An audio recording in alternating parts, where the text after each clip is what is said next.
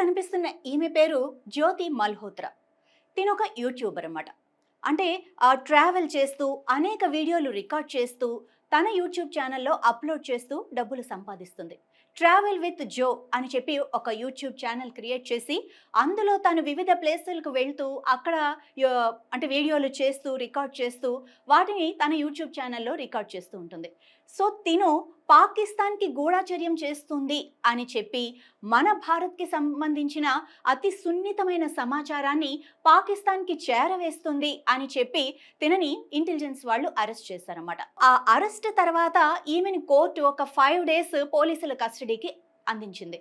So ఆ టైంలో తన నుంచి అనేక సున్నితమైన సమాచారాలు తను ఏమేం చేస్తుంది ఇవన్నీ కూడా వాళ్ళు రికార్డ్ చేశారు. సో తను ఏమేం చెప్పింది అంటే మేము ఒక 6గురు మొత్తం అంటే ఇలాంటి ఒక స్పై చేయడానికి ఒక 6గురిని సెలెక్ట్ చేశారు. సో వాళ్ళలో తిను మహిళా యూట్యూబర్ అనమాట.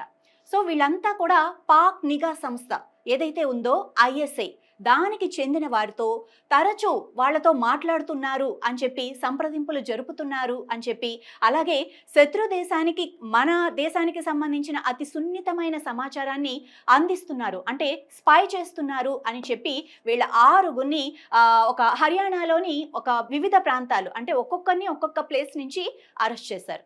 సో హిస్సార్ ప్రాంతం అని ఒక ప్రాంతం ఉంది. అక్కడి నుంచి ఈ జ్యోతి మల్హోత్రా అరెస్ట్ అయిందనమాట. సో ఆమెకు న్యాయస్థానం ఒక 5 రోజుల కస్టడీ ఇచ్చింది. ఆ 5 రోజుల్లో అనేక రకాల విలువైన సమాచారాన్ని పోలీసులు సేకరించారు.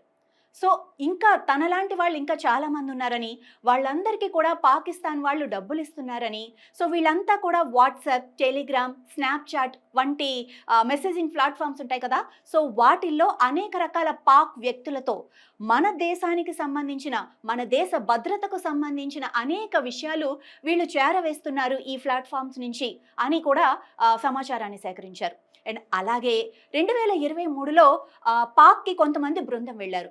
వాళ్ళల్లో తిను కూడా ఒక అమ్మాయి అనమాట. సో అక్కడ తినను ఎంపిక చేశారని అక్కడే తను రహీం అలియాస్ డావిన్స్ అనే అతన్ని కలిశానని కూడా ఆ విచారణలో తిను ఒప్పుకుందనమాట. అలాగే భారత్కు వచ్చిన తర్వాత అంటే మన ఇండియాకి తను రిటర్న్ వచ్చిన తర్వాత అతనితో చాలాసార్లు సంప్రదింపులు చేశానని కూడా ఒప్పుకుంది. అండ్ అలీ హసన్ అనే వ్యక్తిని కూడా కలిశానని ఇక పాక్ నిఘా రక్షణ ఇలాంటి విభాగాలకు చెందిన అనేక వ్యక్తులు ఆమెకు అతను పరిచయం చేశాడనమాట. అంటే వాళ్ళందరితో కూడా ఈ అమ్మాయికి పరిచయాలు ఉన్నాయి, ఇప్పటికీ అవి కంటిన్యూ అవుతున్నాయి. సో ఎవరి కంటా పడకుండా ఉండేందుకే తన పాకిస్తానీ కాంటాక్ట్స్ ఏవైతే ఉంటాయో ఆ వివరాలన్నింటినీ కూడా అనేక ఇతర పేర్లతో రహీం అని ఉంటే రామ్ అని ఇలా మన ఇండియన్ పేర్లతో సేవ్ చేశానని కూడా తనంతట తాను అంగీకరించినట్టుగా తెలుస్తోంది. అండ్ అలాగే అనేక సార్లు వాళ్ళందరితో కూడా ఆ సంబంధాల అఫీషియల్ సీక్రెట్స్ ఏవైతే ఉంటాయో వాళ్ళన్నిటినీ కూడా ఉల్లంఘించింది అన్న దీని మీద ఆ యాక్ట్ కింద పోలీసులు ఈమెని అరెస్ట్ చేశామని కూడా చెప్తున్నారు. సో ఈమె పంపిన సమాచారం ఏదైతే ఉందో ఇతరుల గురించిన ప్రమేయం ఏదైతే ఉందో అదంతా కూడా ఇంటెలిజెన్స్ విభాగాధిపతులు ఎవరైతే ఉన్నారో వాళ్ళంతా కూడా ఆరా తీస్తున్నారు ఆ సమాచారాన్ని.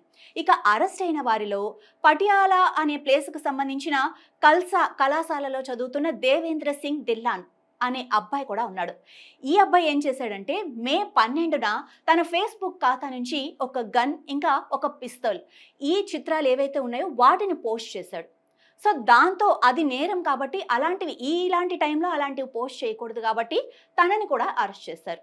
ఇక అతన్ని విచారించగా ఇంకా అనేకమైన కీలక విషయాలు వెలుగులోకి వచ్చాయని కూడా పోలీసులు చెప్తున్నారు. గత ఏడాది నవంబర్లో కార్తార్పూర్ కారిడార్ ద్వారా పాకిస్తాన్కు వెళ్ళి అక్కడి ఇంటర్ సర్వీసెస్ ఇంటెలిజెన్స్ ఏజెన్సీ అధికారులతో మన ఇండియాకు సంబంధించిన అతి సున్నితమైన సమాచారం ఏదైతే ఉందో దాన్నంతా కూడా తిను పంచుకున్నాడు అన్న నేరారోపణ ఉంది. And at the same time ఇతను అంగీకరించాడు. అందుకు పాక్ అధికారులు పెద్ద మొత్తంలో డబ్బులు కూడా ముట్టచెప్పారంట ఈ అబ్బాయికి. ఇక పటియాలా మిలిటరీ కంటోన్మెంట్ కు సంబంధించిన పిక్చర్స్ ఏవైతే ఉన్నాయో వాటిని కూడా అతడు పాక్ అధికారులకు అందించాడని కూడా చెప్తున్నారు. ఇక భారత నిఘా వ్యవస్థ ఏదైతే ఉందో అది ఇంకా పటిష్టంగా పనిచేయాలని అలాగే ఈ పహల్గామ్ ఘటన ఏదైతే జరిగిందో అలాంటివి మళ్ళీ పునరావృతం కాకుండా చూడాలి అని మన దేశ ప్రజలందరూ కూడా ఈ నిఘా వ్యవస్థను కోరుకుంటున్నారు.